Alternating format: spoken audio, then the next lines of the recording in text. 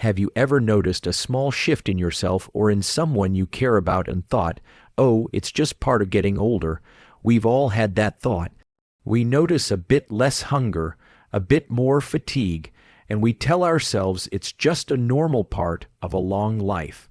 But what if I told you that overlooking those subtle changes could be a quiet tragedy waiting to happen? Doctors who work with families just like yours have seen a heartbreaking pattern.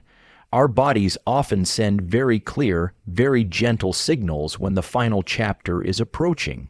The real tragedy is that these signals are so easily misunderstood. They get dismissed as just another sign of aging. And in that silence, we can lose precious, irreplaceable time. Time for comfort, time for closeness, time for peace.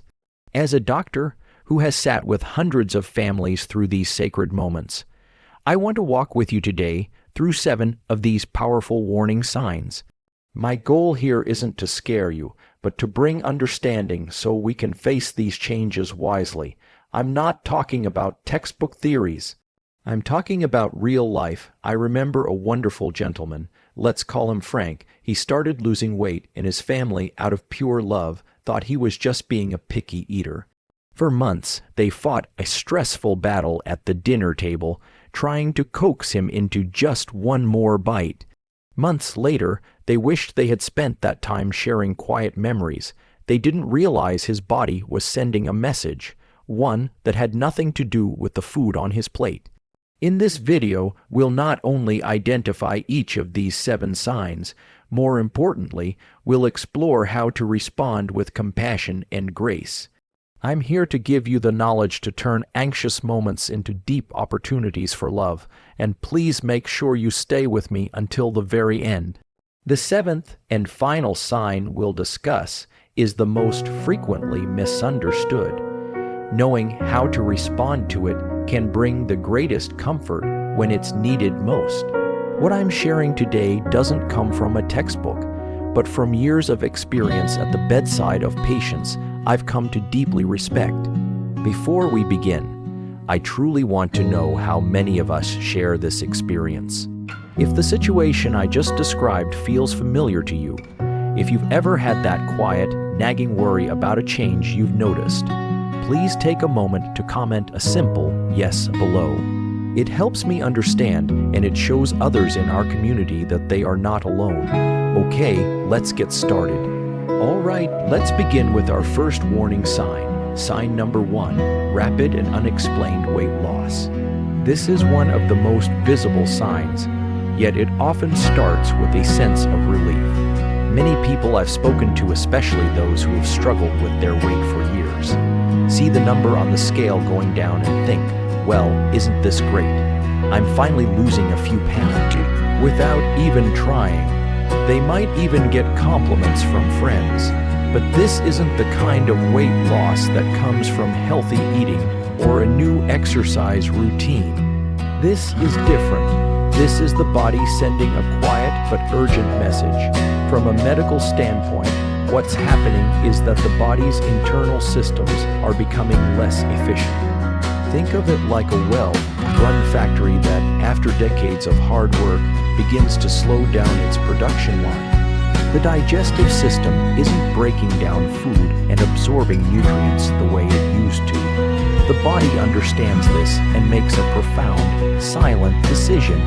It begins to shift its priorities, moving energy away from building muscle and storing fat, and directing all its remaining resources toward the most essential functions, like keeping the heart beating and the brain working. This is why it becomes so dangerous, especially for older adults. As we age, our bodies are already more fragile. This unexplained weight loss isn't just about losing fat.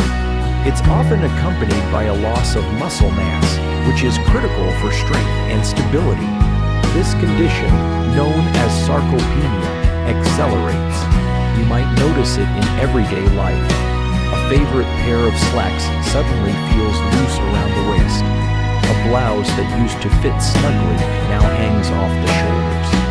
These aren't just changes in clothing size. They are physical symptoms of a deeper change happening within. fatigue, weakness in your grip, or a general sense of frailty that wasn't there before. I remember a patient of mine, a lovely woman named Elena. Her children were deeply worried. She had always loved her son's cooking, but now she would only take a few small bites before pushing the plate away. They tried everything cooking, all her old favorites, pleading with her, even getting a little frustrated.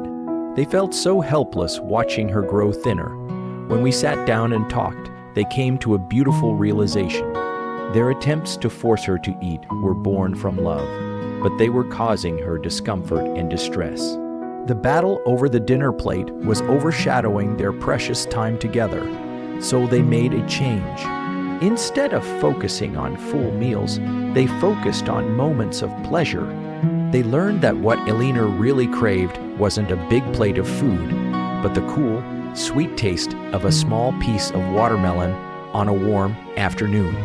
That simple act wasn't a meal, it was a moment of joy, and in the end, that was so much more nourishing for her spirit. This brings us to the most important action you can take. You must stop fighting the body's natural process. Instead, begin to honor it.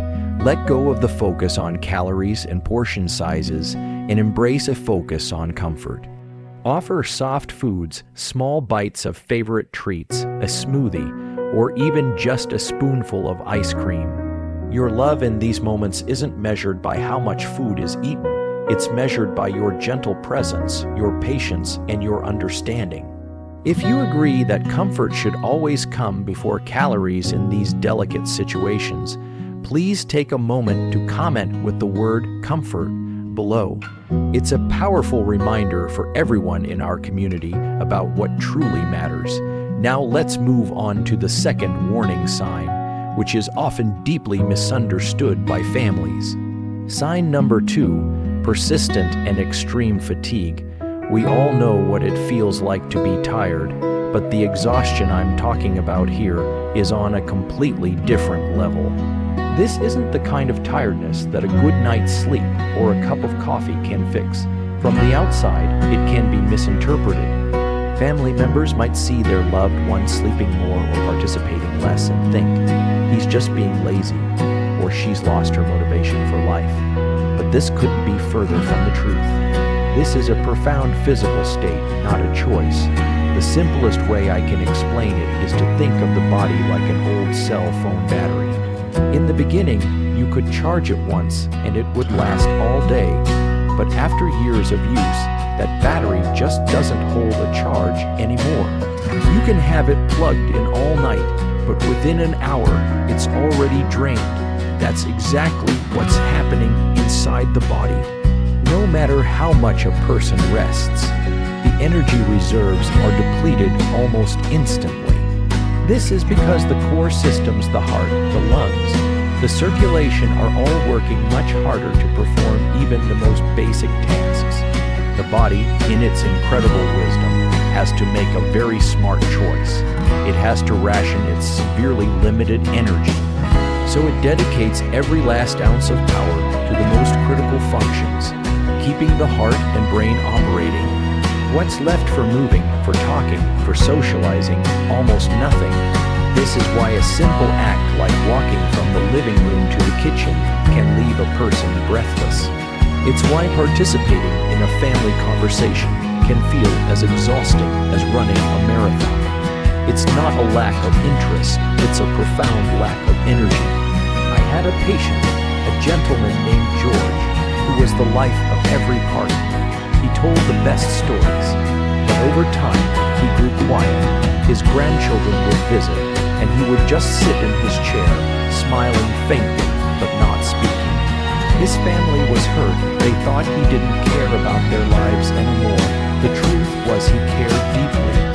But the sheer effort of forming sentences and tracking the conversation was simply too much for his body to handle. One afternoon, his grandson, a young man of 16, seemed to understand. He didn't try to talk. He just pulled up a chair, sat beside his grandfather in silence, and gently took his hand. After a minute, George squeezed his grandson's hand back. A small, tired smile crossed his face. That was the conversation. That was the connection. And it was everything. This story reveals the most powerful solution you have. You must stop pushing for activity. Pushing someone in this state to get up and move doesn't build energy. It only causes frustration, guilt, and discomfort. The most precious gift you can offer is your peaceful presence. Sit with them in comfortable silence. Put on some of their favorite old music. Watch a classic television show together, or simply hold their hand. Start giving the gift of stillness. To affirm the power of this simple act, please share the word presence in the comments below.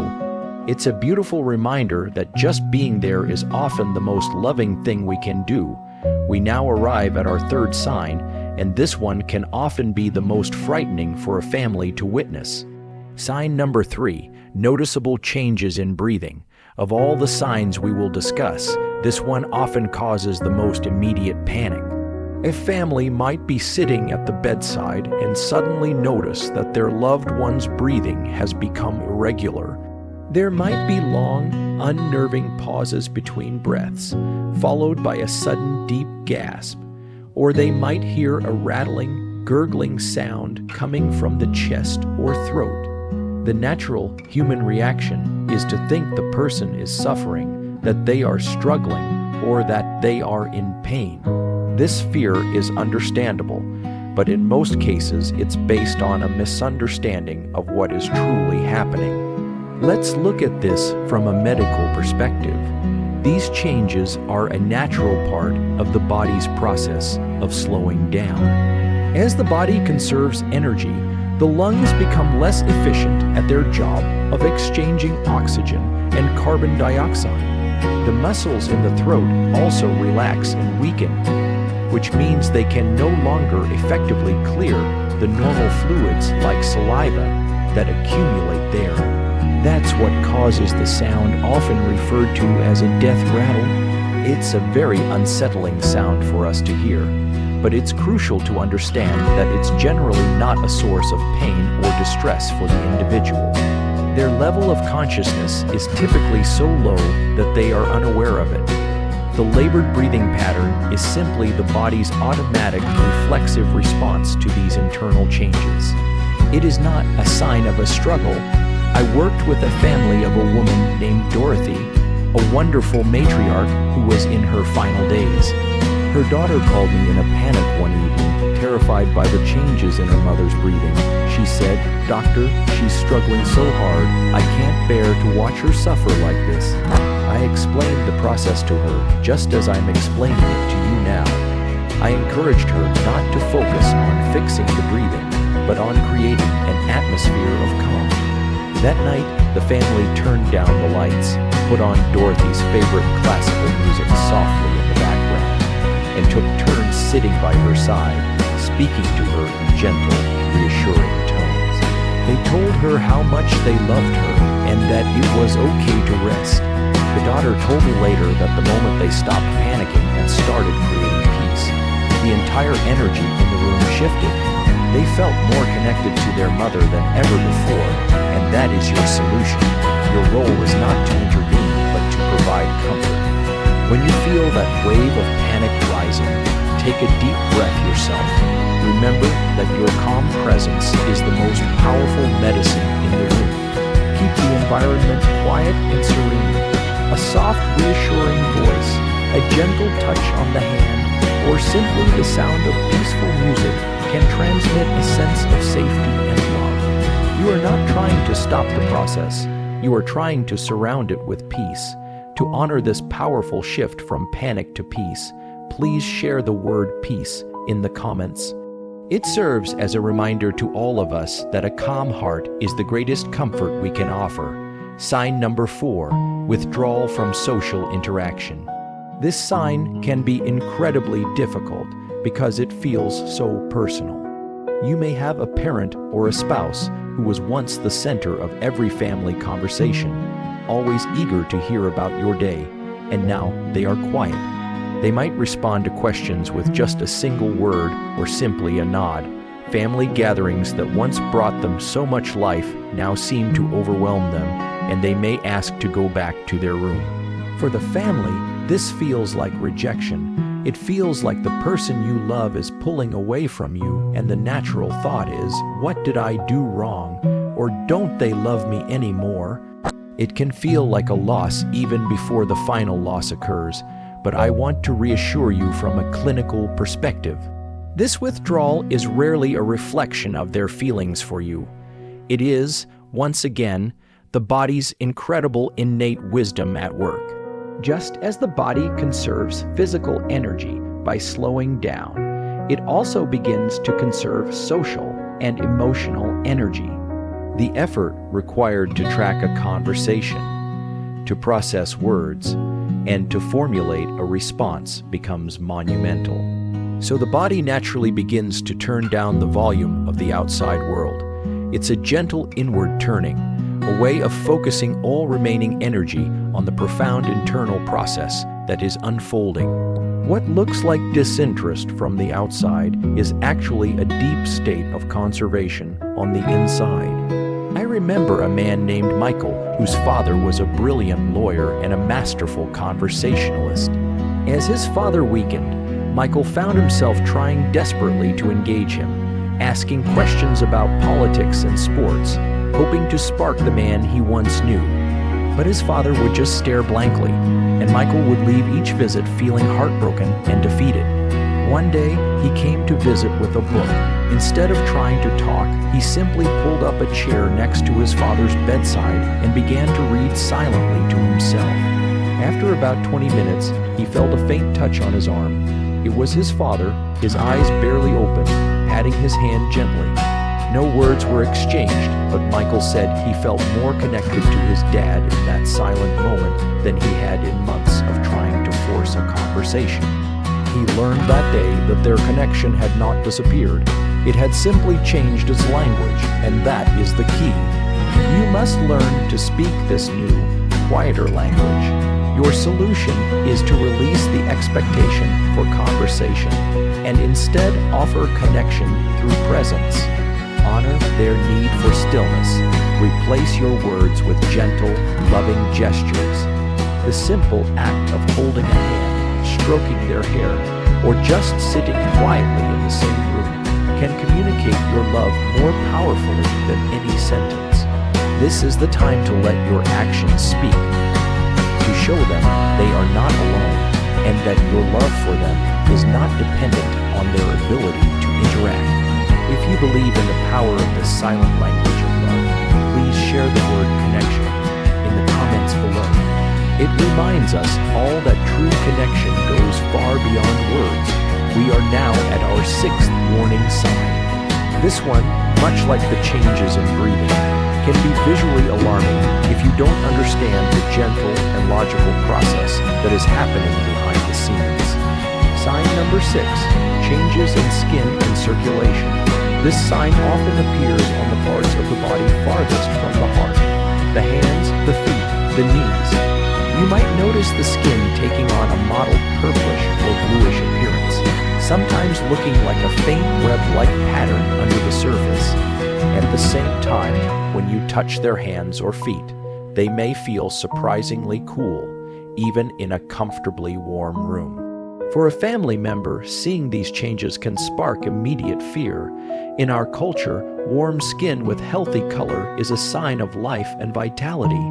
So seeing the opposite can lead to the assumption that the person is in pain, that they are cold and suffering, or even that it's a sign of poor care. But let's look at the beautiful and intelligent process the body is undertaking. The circulatory system is once again making a wise and compassionate choice about how to use its dwindling resources. As the heart pumps with less force, the body begins to redirect blood flow away from the extremities, the arms and legs, and concentrates it in the core where it is needed most to support the vital organs, the brain, the heart, and the lungs. It is a brilliant self-preserving mechanism. The coolness and the mottled appearance of the skin are simply the outward visible results of this internal redirection. It's important to know that this is not a painful process. The person is typically not aware of feeling cold, as their internal body temperature remains regulated. I recall a family that was caring for their elderly mother at home. Her son was very distressed by how cold her feet felt, and he kept trying to rub them vigorously to bring the circulation back. He meant well, but because the skin also becomes very thin and fragile in this stage, his vigorous rubbing was actually causing bruising and discomfort. We talked, and I suggested a much gentler approach. Instead of trying to fix the circulation, their goal became to simply provide a sense of cozy warmth and security. They found her favorite soft woolen blanket and gently draped it over her legs. They put on a pair of warm, fuzzy socks. Their touch became lighter, a gentle resting hand on her arm instead of a brisk rub. These simple acts didn't change the skin's appearance, but they changed the atmosphere entirely, surrounding her with a feeling of gentle, protective warmth. This provides us with a clear and simple solution. Your goal is not to fight against this natural process, but to work with it. Provide simple external warmth. A soft blanket, a light quilt, or a pair of cozy socks can make a world of difference. Your touch is still incredibly important, but it should be tender and careful. A gentle hand placed on the arm, a light stroke on the back. These gestures convey love without risking harm to the delicate skin. You are creating a cocoon of warmth and safety. To honor this simple yet powerful act of providing comfort, please share the word warmth in the comment section below. It's a wonderful symbol of the gentle care we can all provide. And now we have arrived at our seventh and final sign. This is the one I asked you to wait for, as it often represents the most profound shift and can be the hardest for families to accept. But understanding it can bring the deepest sense of peace. Sign number 7, withdrawal and decreased awareness. This final stage is a gentle departure from the world we know. A person may begin to sleep much more than they are awake, sometimes for most of the day and night. When they are awake, they may seem distant, drifting in and out of the present moment. Conversations you once had may fade into silence, replaced by a faint glance or a weak smile. Sometimes something remarkable happens. They may speak softly to people who are not in the room, perhaps a spouse, a parent, or a sibling who passed away long ago. For a family, this can be startling and confusing. It can feel like the person you love is slipping away from you, and your instinct might be to try and pull them back, to call their name loudly, to shake them gently, to say, "Dad, it's me. I'm right here." But what we are witnessing is not a rejection of the present, but rather a preparation for the next step of the journey. The body and the spirit are conserving the very last reserves of energy, letting go of the demands of the physical world to focus on this final sacred transition. Many hospice nurses and doctors, myself included, have come to see this as a natural and peaceful process. The conversations with those who have passed are not a sign of confusion, but perhaps a sign of comfort, of being met and guided by loved ones on the path ahead. Hearing is widely believed to be the last sense to fade, so even when a person is unresponsive, they can often still hear and feel your presence. I will never forget sitting with a family of a man who was very near the end. His daughter was heartbroken. "He doesn't even know I'm here anymore," she said, tears in her eyes. I encouraged her to stop trying to wake him, and instead to just talk to him. I suggested she tell him her favorite childhood memory of them together. She sat close, held his hand, and in a soft voice, she told the story of how he taught her to ride a bicycle in the park, how he'd run behind her, holding the seat, promising he would never let go. He never opened his eyes, he never spoke a word, but as she finished her story, a single tear rolled down his cheek. He had heard her, he knew she was there, and he knew he was loved. This story reveals your most profound and final role. Your task is no longer to keep them in this world, but to permit them to journey peacefully to the next. The solution is to provide a constant, gentle reassurance of your love. Continue to speak to them softly, tell them stories, play their favorite music, and most importantly, hold their hand. That physical connection is an anchor of love in their final moments. Let them know they are not alone, and perhaps the most selfless gift of all is to whisper, "It's okay to go. We will be all right. We love you." This final act of love is the ultimate expression of what this journey is all about. To affirm its importance, please share the word love in the comments below. It is the beginning, the end, and the entire purpose of it all. As our time together comes to a close, I want you to think back to the story we began with, the story of Frank and his loving family.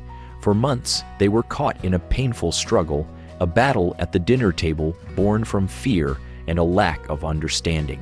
But after they learned to recognize what Frank's body was truly telling them, everything changed. The fight over food stopped. Instead, they began to fill his final days with simple comforts. They would sit with him quietly and watch his favorite old black and white movies. They brought him small sips of sweet tea, which he loved. The pressure was gone, and in its place, a profound sense of peace filled their home. His final days were defined by connection, not conflict. The great lesson from all of this is simple, yet it can change everything. Understanding transforms fear into peace. It permits us to let go of the struggle against the body's natural journey and focus on what truly matters in the end: comfort, dignity, and a love that is felt, not just spoken. Now, please remember, I share these insights with you as a friend and a guide. Always, and I mean always, consult with your own trusted doctor or a hospice professional regarding any specific health concerns. And so, I have one final important question for you after everything we have shared today. What is the one small act of comfort you will commit to this week? It doesn't have to be a grand gesture. It could be as simple as I will just sit quietly with my husband, or I will bring my mother a small dish of her favorite ice cream. Please share your personal commitment in the comments below. By writing it down, you make it real, and you inspire all of us in this community to do the same. If our conversation today has brought you some value or a little bit of peace, please show your support by giving this video a like.